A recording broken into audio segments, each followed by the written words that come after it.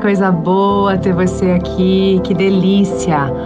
Vamos para mais um dia, mais um caso, mais um episódio, mais uma pessoa que traz aqui o seu compartilhar e recebe a nossa entrega e a gente deixa tudo disponível para você, porque o objetivo é mudar o mundo e a gente não muda o mundo de um em um, né? Então a gente libera esse conteúdo que sai de dentro da plataforma de alunos para você poder acompanhar e também mudar o seu mundo aí.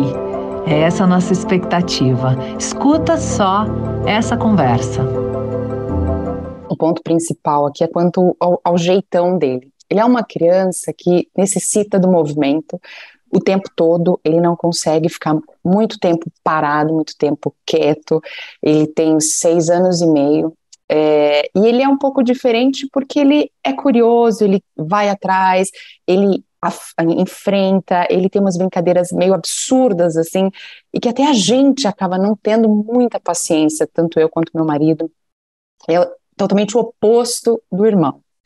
E ele está um ano adiantado na escola, ele estuda numa escola que é conteudista, e eu optei essa escola justamente para tentar trazer ele um pouquinho mais para a terra, aqui para o foco, para a concentração. Foi uma escolha, né? Ele entrou lá esse ano. E aí ele aprendeu a ler, a escrever e várias outras coisas, mas claro que alguns pontos passaram, porque ele não consegue ter esse foco, ele não consegue ter essa concentração. A professora fala, ele fica 5 minutos aqui, os outros, ele vai buscar uma água, ele vai no banheiro, ele não consegue, pelo que ela falou, né, firmar muitas relações com os amiguinhos. E quando eu coloco ele com o irmão, ele acaba levando mais bronca, ele acaba levando mais porrada, digamos assim, porque um lado bem ameno aqui, não de bater de fato, do que o irmão, porque ele tem esse jeito, cara. Você tem que estar toda hora, não é repreendendo, mas tem que estar puxando, cara, não faz isso, não fala isso, por que você fez aquele outro negócio? E aí ele sente, lógico, ele se compara com o irmão que é até mais novo que ele. Então é mais no lidar, sabe? A gente faz acompanhamento psicológico. Quando eu assisto os vídeos, quando eu converso com outras pessoas, para mim ele tem um início de TDAH, sim, porque é batata, cara. Você pega lá os sintomas e ele é quase casado.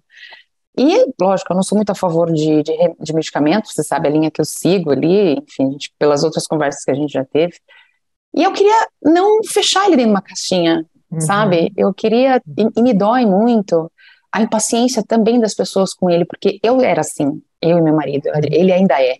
E eu ainda me pego nessa cilada, sabe? E eu paro e falo, caramba, eu não posso matar meu filho aos poucos. E se eu continuar fazendo isso, ou mesmo em torno dele, vai ser assim. E hoje eu tive uma conversa com a escola, eles são super abertos, a gente é muito parceiro nisso, e elas falam, ano que vem vai para o segundo ano, vamos manter essa relação aqui, né, vamos conversar para não colocar o Rafael dentro de uma caixa, porque esse comportamento dele em algum momento, em algum contexto, é útil. É claro que não o tempo todo, porque ele não pode, assim, a gente ainda tem regras numa sociedade. Então é isso que eu queria compartilhar contigo, que me aflige. O que me ocorre, Tati, que eu acho bem, bem interessante? Talvez a minha memória esteja me traindo, mas eu vou falar algumas coisas aqui, considerando outras conversas que já tivemos, e se eu estiver me equivocando, você sinaliza sem medo de ser feliz, tá? Que às vezes acontece também umas confusões internas aqui, né? Nos fiozinhos. Nos fiozinhos. Mas se eu não estou enganada, nós estamos falando de um menino que atendia a expectativa do que se esperava deste perfil para fora, né? Para frentex, faz, acontece, age, ativo, vivo, e de uma preocupação gigantesca com um perfil mais introspectivo, que vai ser dele na vida, como ele vai viver, como ele vai dar conta dos desafios, como. Quero o irmão. Exato, que foi sempre geralmente no início o nosso foco de atenção, porque essa questão é que ela era maior. Então você imagina para este mais velho, que viveu isso, como ele foi reforçado no perfil dele. Tão reforçado que desequilibrou. O desequilíbrio de um temperamento gera o transtorno. A gente cria o transtorno quando desequilibra um temperamento. Se eu desequilibro um sanguíneo, eu gero um TDAH. É o déficit de atenção, não porque fica, mas porque fica com muita atividade. Então, é o TDAH, déficit de atenção com hiperatividade, né? Se eu desequilibro um colérico, eu gero TOD, transtorno opositor desafiador. Se eu desequilibro um fleumático, um melancólico, eu gero o TDA, transtorno do déficit de atenção sem a hiperatividade, que é o que fica viajando nos pensamentos, não presta atenção no que está acontecendo ali. Perfeito? Então, o que é a minha sensação quando eu te escuto com essa queixa? Ele foi tão reforçado inconscientemente, não pela fala, veladamente, ele sentiu-se tão apoiado em ser como ele era e sentiu tanta ameaça em ser como o irmão era, que ele falou assim, nossa, tem que fugir disso. O oposto disso é o quê? É o hiperativo. É o extremo. Legal? Então, tendo isso agora clareado, nos libertamos para buscar o equilíbrio, né? Para encontrar o equilíbrio, assim, e para, inclusive, trazer isso para ele de alguma maneira, de maneira lúdica, talvez, com histórias ou com conversas mesmo, ou até, dependendo, né, a forma que vocês já trazem de construção, de relação, esse insight. Nossa, descobri uma coisa hoje. Porque, cara, é um desafio para nós aqui agirmos com esse jeito dele, sabe? E ficar, de certa forma, protegendo, querendo ou não, porque nem todo mundo tem essa paciência dentro de casa, que seja com as avós, com os amiguinhos. E talvez esteja muito mesmo. Talvez esteja ruim, até para ele mesmo, né? Então, trazer isso. Filho, mãe descobriu um negócio hoje. Talvez você não seja assim. Talvez você esteja assim. Sabe por quê?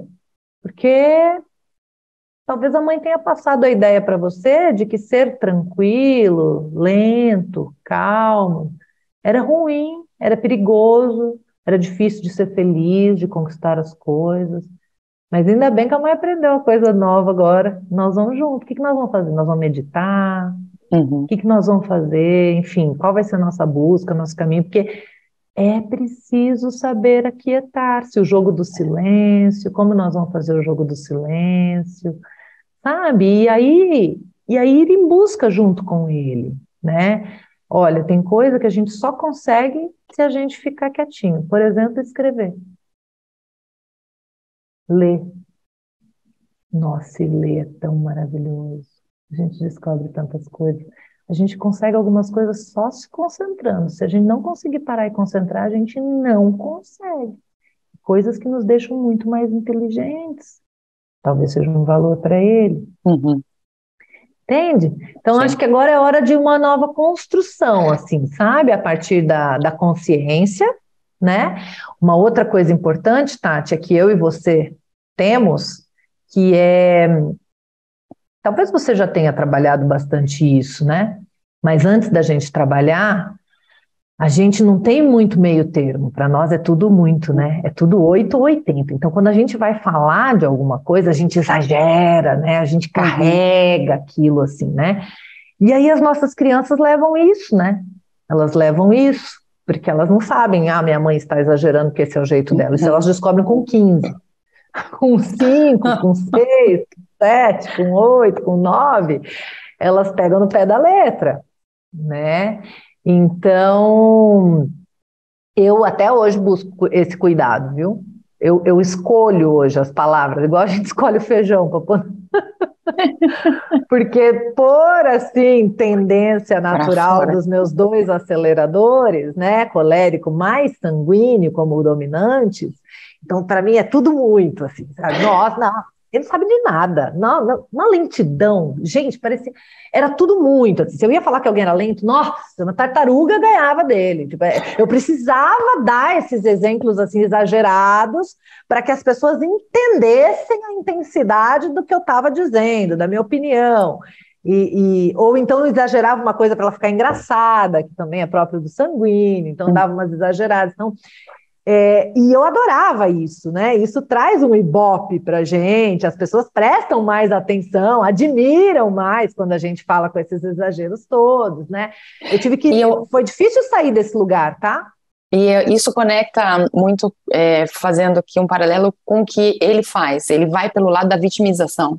Então, algumas vezes que a gente dá um não para ele, de que não é para ele fazer uma situação, ele não devia ter nascido, essa família é muito ruim, eu quero que você morra, eu não quero uma mãe como você. Eu falo, Rafa, se acalma que a gente vai conversar.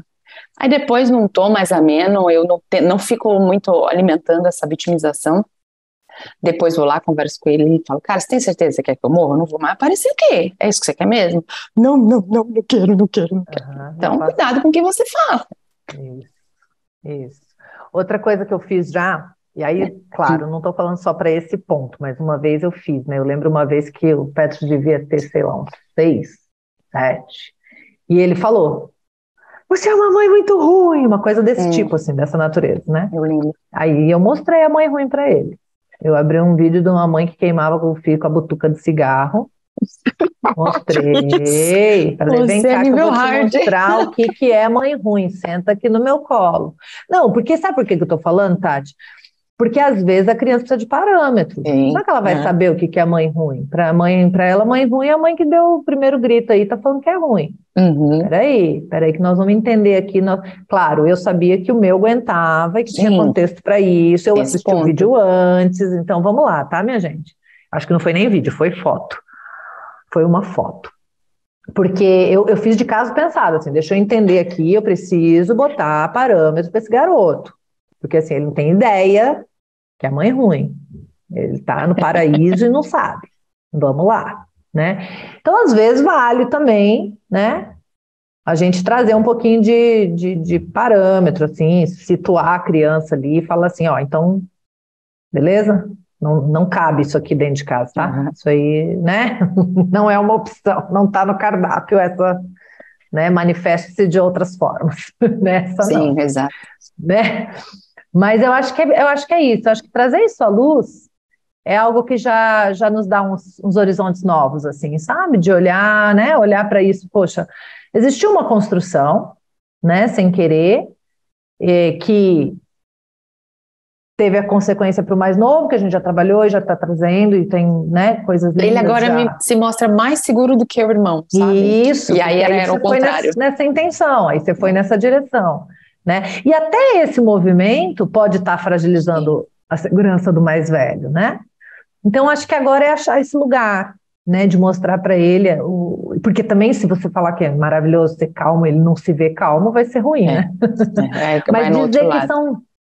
Mas dizer que são conquistas, que algumas coisas já vieram com a gente de fábrica, outras a gente precisa buscar, conquistar, aprender, desenvolver, treinar, né? Ai, mas eu não consigo ficar quieto. Então, é isso que você precisa treinar, né? Tem gente que consegue de fábrica, mas não é tão engraçado que nem você, por exemplo, sei lá, né? Aproveitar que o cérebro ainda está se moldando, né? Isso. Depois na fase adulta.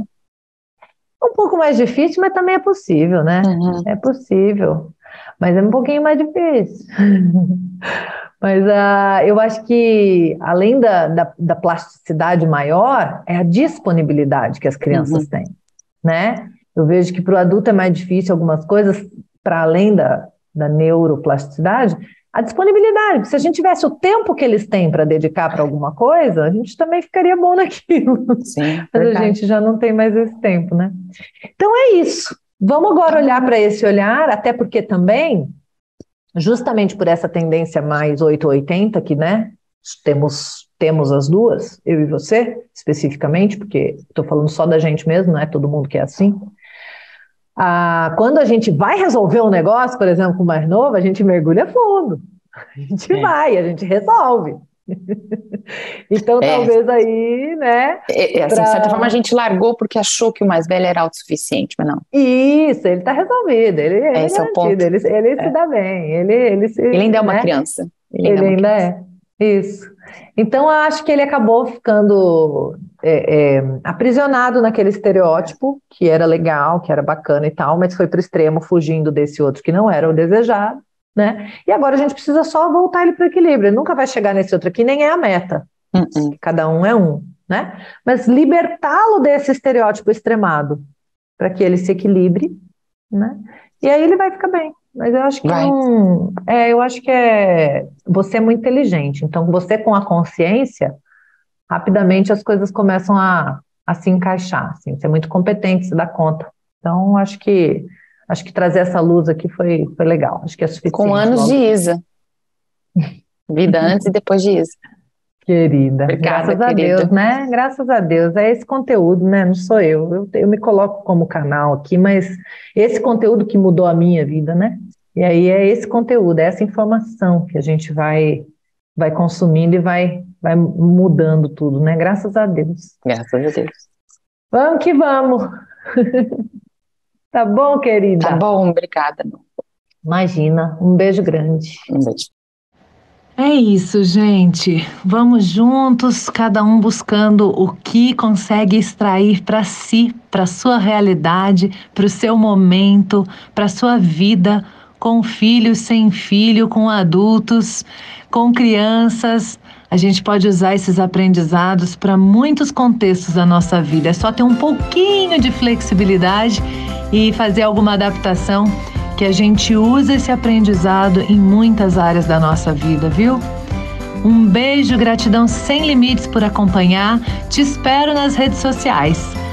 @isa.minatel no Instagram, no TikTok e youtube.com/isaminatel para você se inscrever e acompanhar tudo que a gente disponibiliza lá. Muita transformação de forma gratuita nas redes, viu? Um beijo, fica com Deus, até a próxima. Tchau!